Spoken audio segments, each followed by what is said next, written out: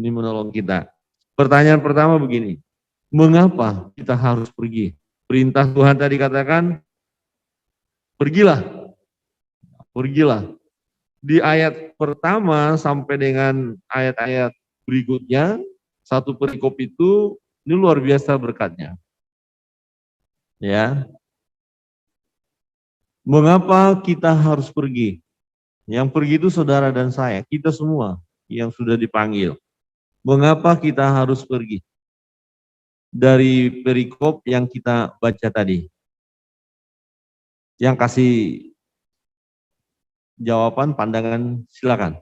Ada mic di situ, ayo. Kenapa sih kita harus pergi? Bahkan bisa pergi sampai ke pelosok loh, ke pedalaman loh. Di mana orang tidak ada yang mau ke sana. Pak Jim mau ke sana. Iya. Siapa yang mau kasih jawab? Oke. Ini ada mic di depan ini. Silakan. Ya. Mengapa sih kita harus pergi? Ini perintah loh ya. Pergilah. Baik. Terima kasih untuk kesempatannya. Pertanyaannya, mengapa kita harus pergi? Kalau menurut saya, kita harus pergi karena selain dari perintah Tuhan, kita juga mengasihi saudara-saudari kita yang belum mengenal Tuhan dan mereka sebenarnya masih sangat membutuhkan keselamatan.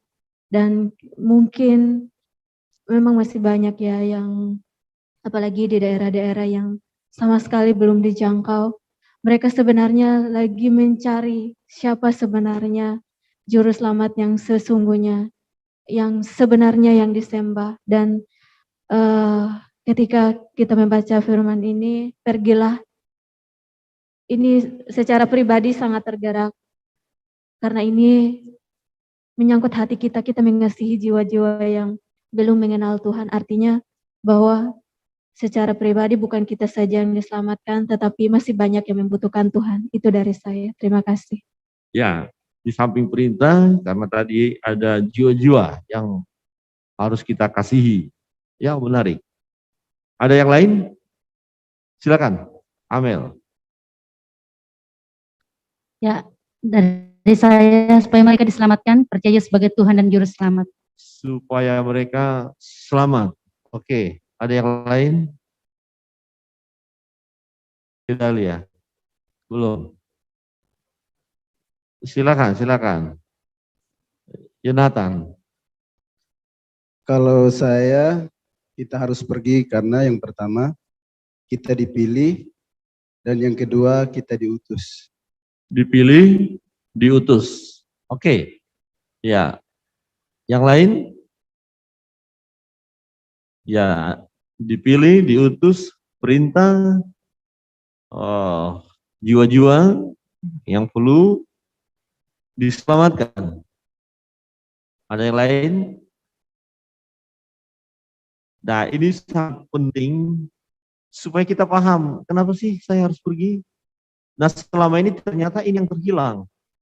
Baik, kita baca ayat yang kedua. Kita baca ayat yang kedua, silakan LCD, ayat yang kedua. 1, 2, 3. Katanya kepada mereka, tuaian memang banyak, tetapi pekerja sedikit. Nah, ayat itu ya. Tuaian memang banyak, pekerja sedikit. Gini, yang mau kita kerjakan ini banyak, tapi yang ngerjainnya sedikit. Nah, saudara dibutuhkan untuk mengerjakan itu. Mau nggak? Ya. Siap nggak pemuda Sinang untuk mengerjakan? Ambil bagian dalam pekerjaan itu. Amin. Ih, kecil kali aminnya. Amin. Amin. Oi, mantap. 1, 2, 3, 4, 5, 6. 6 baris kali 3 tambah 1. Di atas 2. Pemuda yang ikut Zoom. Wih, berarti akan banyak suku-suku yang siap mendengarkan Injil ya. Amin. Serius. Coba lihat kiri kanan dan katakan yang benar. Benar. Benar-benar. Lah, ini masalah serius. Sungguh, inilah hati Allah. Denyut jantung Allah. Ya, melihat jiwa-jiwa yang tersesat. Supaya mereka kembali datang kepadanya. Memuji, menyembah, memuliakan dia. Allah tidak menghendaki kematian orang fasik di dalam kefasikan mereka. Dia mau supaya orang-orang itu datang bertobat. Tapi siapa yang akan menyampaikan kabar itu? Setiap orang yang berseru-seru di dalam nama Tuhan akan selamat. Ya, supaya mereka berseru. Ini tuaian loh. Banyak tuaian, tapi pekerjaan sedikit. Ya, bersyukur Andi merespon ya tahun depan, bukan tahun depan, tahun ini ya, akan masuk pembentukan sekolah teologi STI Bali. Wih, mantap, keren. Coba Gedalia kasih tahu sama Andi di sebelahmu. Ya, katakan keren. Mantap. Jadi kalau ada anak muda mau melayani Tuhan, apalagi mau melayani di tempat di mana orang tidak mau melayani, seperti Pak Jim tadi. Keren banget.